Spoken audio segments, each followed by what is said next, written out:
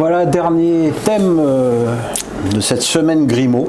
Allez, allons-y. Il y a Port Grimaud et la semaine Grimaud. Oui. Et alors, avec un sujet un petit peu groupir et pas très très rigolo sur ce qui plombe un peu le football français. On va pas parler des droits télé, hein, mais on va parler de la violence dans les stades et du Covid. Ouais. Qui sont finalement deux trucs qui vident les stades, hein, puisque dès qu'il y a un incident, les matchs sont à huis clos, et dès qu'il y a le Covid, les matchs sont à huis clos, ou avec des jauges. Les incidents dans les stades, c'est quoi ta position sur les gros incidents, c'est-à-dire Nice-Marseille, Lyon-Marseille et PFC Lyon? Alors, beaucoup diront que ce n'est jamais que le reflet de la société, que la violence est aujourd'hui partout, qu'elle s'exprime dans tous les théâtres de la vie, dans tous les... Oui, c'est en partie vrai. C'est vrai qu'il y a une violence généralisée, une violence parfois brutale. En même temps, c'est pas non plus très nouveau. Souvenons-nous quand même des années 80, avec les hooligans britanniques. On a tous en mémoire, en tout cas les plus anciens, le sinistre Juve et Liverpool au Heysel.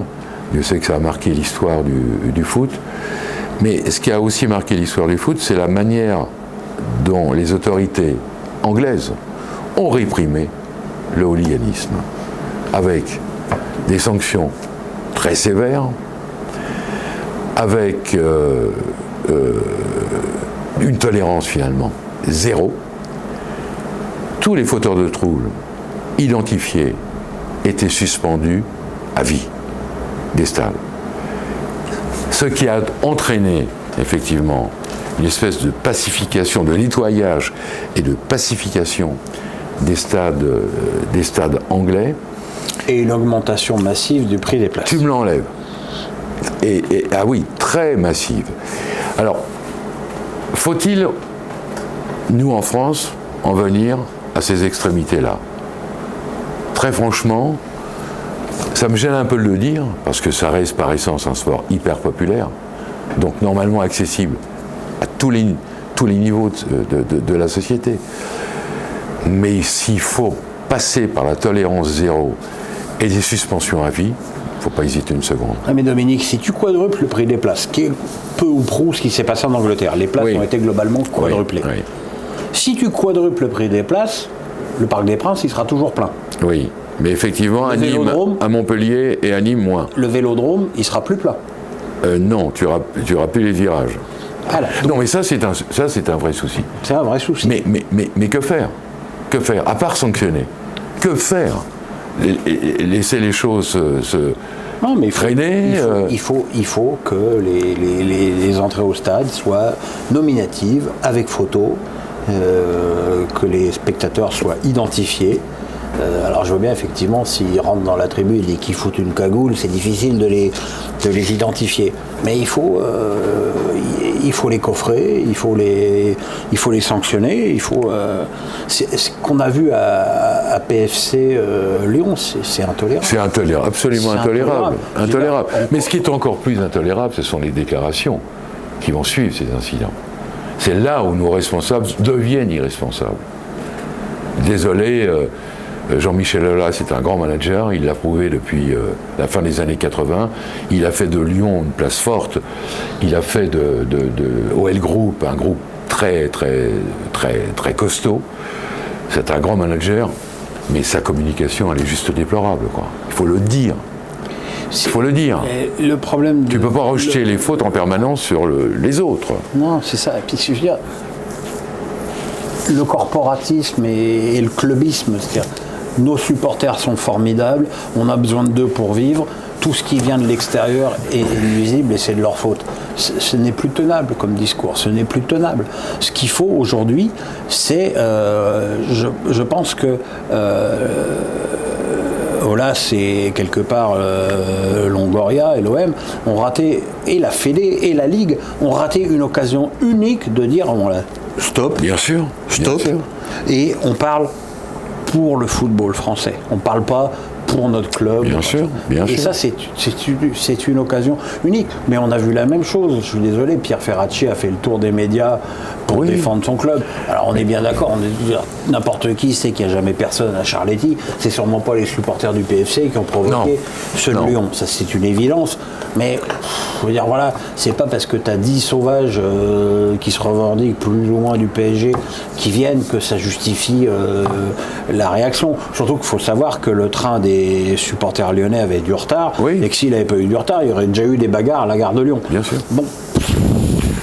Donc, que nos responsables restent responsables, vraiment, au sens étymologique du terme, qu'il y ait une prise de conscience collective et au plus haut niveau, et des sanctions appropriées et très dures pour les fauteurs de troubles. Il ne faut plus que ces gens-là foutent les pieds dans un stade. Mais est-ce que tu penses que les huis clos, c'est la solution ? Parce que là, j'y crois pas. Enfin, les huis clos, ça nous emmerde, les huis clos. Tu pénalises tout le monde. Tu pénalises tous les supporters qui vont au stade et qui se comportent bien. Ah oui, et c'est 90% d'entre eux. Voilà. Faut jamais les oublier. Mais tu as 10% de fêlés. Et ces 10%-là font payer à tout le monde, à tous les autres, leur Mais est-ce que la Ligue, la commission de discipline de la Ligue, n'a pas foiré son coup en prenant finalement des décisions, pour moi, trop clémentes après Nice-Marseille ? C'est ce que je te dis. Tolérance, zéro. Voilà. Et puis des condamnations. Et s'il faut aller jusqu'au sursis, eh bien, condamnation avec sursis, s'il le faut. Je veux dire il ne faut plus se boucher les yeux. Mais il faut qu'on ait, une fois de plus, une prise de conscience collective. Et que les clubs, la Fédé, la Ligue, fassent cause commune.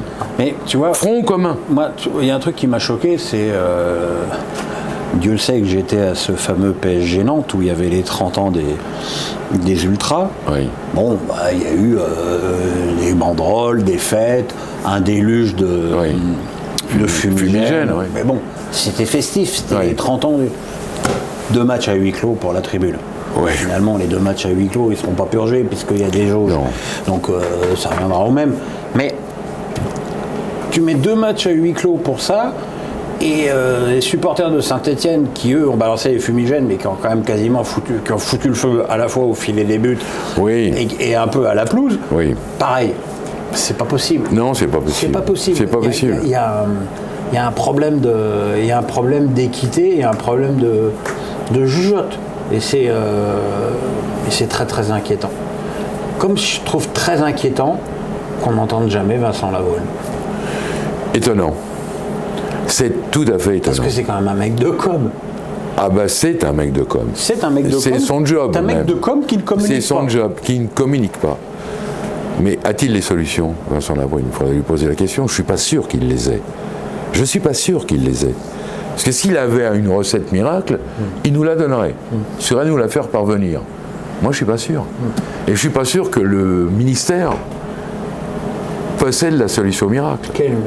Quel ministère Quel ministère Non, mais tu vois que la seule réponse de Maracineanu, c'est moi, j'emmène pas mon fils au foot. Oui. Non, mais c'est. Non, mais c'est extrêmement grave quand c'est une ministre qui s'exprime comme ça. C'est tout ce que tu as à dire sur le problème. Oui. Moi, j'emmène pas mon fils au foot. Mais j'ai envie de lui dire, on s'en fout de ton fils. Quoi. C'est pas la réponse que les gens attendent. Et puis Jean-Michel Blanquer, qui est en fait le ministre des Sports de tutelle, on peut aussi comprendre qu'il ait autre chose à foutre avec le Covid et les écoles.